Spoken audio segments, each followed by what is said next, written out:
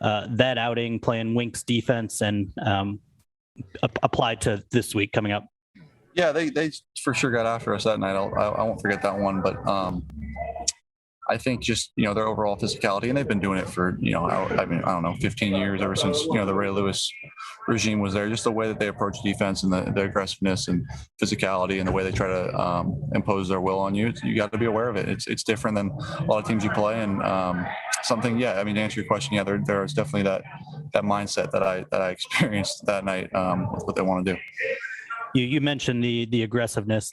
They've been under Wink one of the most aggressive blitzing teams in the NFL for years. And I know that night I think they blitzed you more often than they didn't. So what are, I guess, some of the most basic counters for a quarterback and an offense to when you're going to face that kind of pressure all night? Yeah, we'll have a plan for it. We've got a lot of ideas of how to counter it. And they know their issues when they're blitzing, though, and that's the best thing about that defense is they're not just blitzing to blitz. They're blitzing for a reason, and have a good idea how offenses want to attack them when they do. Eric? Hey, what's up, Jared? How you doing, man? Good. How are you? Obviously, two different styles, man. You and Lamar Jackson. You look at the style he has. Your style completely different. What do you respect about the way that he? Huh? What's that supposed to mean? No, I was gonna say, how do you respect the style of play that he plays, man? Where he's scrambling and shuffling. What does that bring to the game when you got a guy who plays the game that way? Yeah, he's unbelievable, man. He really is, and I think seeing him grow as a passer has been the scariest part of it all. His rookie year, I'm sure he'd be the first to admit how much he was running, and then as time has gone on, he's developed so well as a passer and has become dangerous in both ways. And I'll never forget when we played him preseason 2019, I believe, and I saw him run for the first time. He's the fastest guy on the field. It's not even close, and you got to be aware of him. Our defense will be ready for it. Do you ever truly stop a guy like that, though, when they have the ability to run the way he does? I'm sorry? I said, can you ever truly stop a guy like that when they have the ability to run the way he does? We'll see. Again, that's for our defense to handle. I think that's a better question for some of those guys. Mike? Yeah, Jared, Mike O'Hara. Just a question about one of your targets here, and that's Quinton Cephas. He plays a little differently than other guys because he came into the league with not really a burner. What do you see in him that allows him to compete the way he does? Yeah, well, first of all, I think he plays a lot faster than he may have ran at the combine or whenever he ran. He plays fast, man. He can run down the field. He can stretch the field a little bit. And I think the number one thing for me that I've enjoyed playing with him is his physicality and his ability to go, make plays on the ball when it's not, picture perfect clean. You saw the other night that ball he almost pulled down. That's something that we see pretty often in practice. So just being able to rely on him in one-on-one situations and give him a chance in certain areas has been fun for me.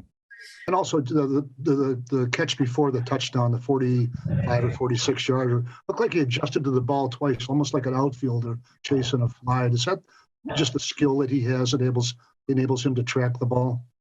Yeah, I think he's a tremendously talented player. The receiver, some guys, it just kind of comes natural to them playing the position. And I think he's no different. He's just a natural receiver and understands leverages and understands people, and is still young, is still learning so much. But I think his progression has been great, and I know he's the best thing about him is he's his hardest critic. And after that game, he's coming back with a bunch of things he wants to work on. So it's a lot of fun to work with a guy like that. All right, great. Hey, thanks a lot. No problem. Dave? Hey, Jared, first of all, 46 yards rushing the other day, maybe an 11 and a half a pop. So maybe you do have a little Lamar in you. Maybe people have. Was that high? I don't know. Had to be, right? Yeah.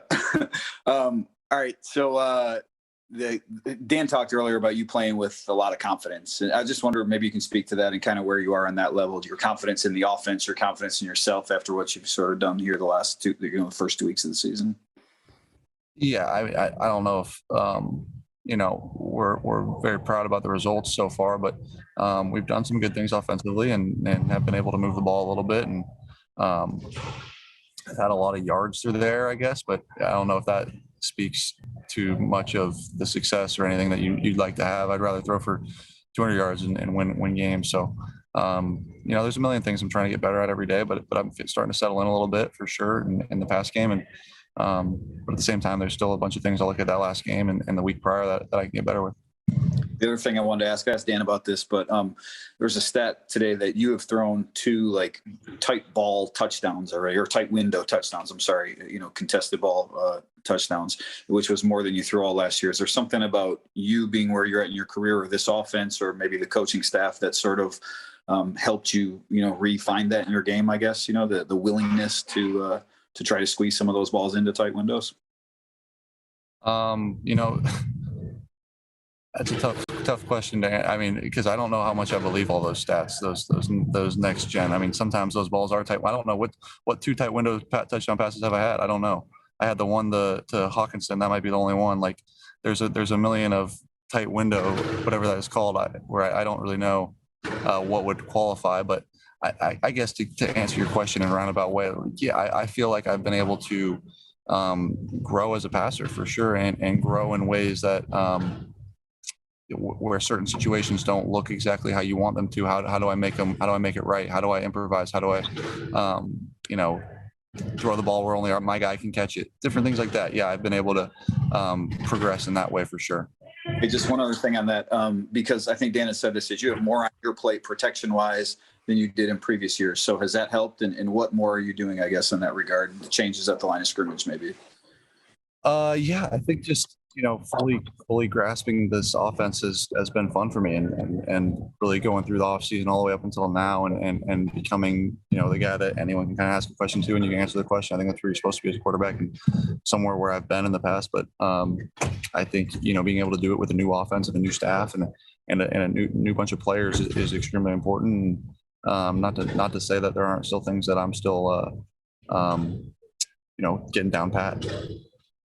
Appreciate it. Thank you. Carlos? Yeah, hey, Jared. Yesterday, Dan Campbell said that talking about the loss, he said he put it on the offense, that the onus is on you guys. Do you agree with that? And do you take that personally? How do you take that?